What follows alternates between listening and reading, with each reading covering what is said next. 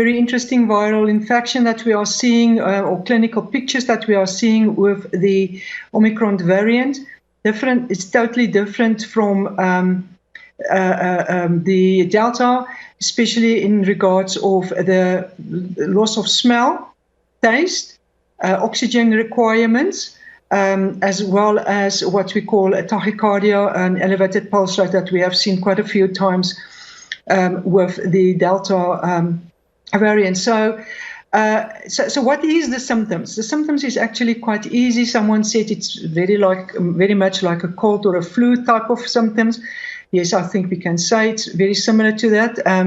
So it's what we will say, the body aches and pains, the muscle pain, the headache, and the tiredness or fatigue that would accompany it for about 1 to 2 days, slight sore throat, and that's more or less the majority of patients' complaint coming into the surgery. And why that is important to understand is if you are not on the alert or on the lookout for these type of symptoms, you would easily miss it. We are also used to Delta to seeing extremely sick and ill patients coming in. And with the Omicron, currently, the clinical picture is that of, as I've said, cold and flu type of, in regards of the body aches and pain. It's not, they don't have a cough, a severe cough, and don't have a running or a blocked nose, as you would see with your upper respiratory tract infections. Important to note, but when it comes to the overall transmissibility, I know the early days, but what are we seeing so far? So it's quite fast spreading. Whether it's more transmissible than Delta, only the time will tell us once if we have reached our top of the fourth wave. But for now, it seems quite steep, but I'm not sure whether it would be more contagious or more fast spreading at the end of the day.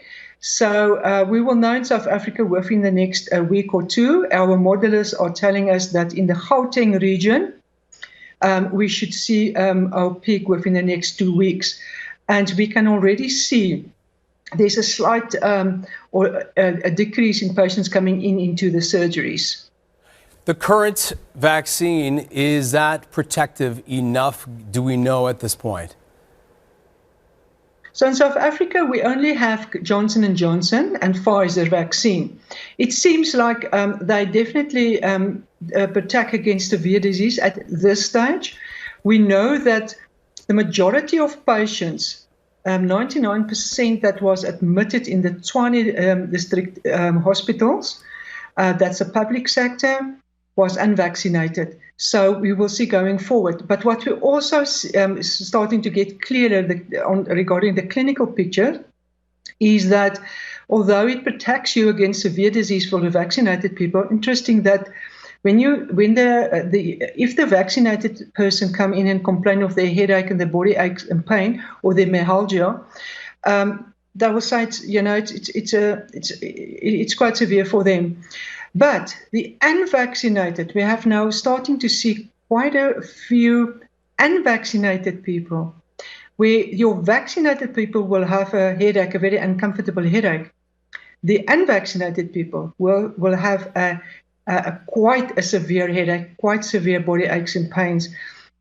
And so there is definitely a difference between the severity of symptoms experienced by patients, although both mild, but the severity or the intensity, that may be a better word, is it's more intense in the unvaccinated people than the vaccinated people. Very interesting.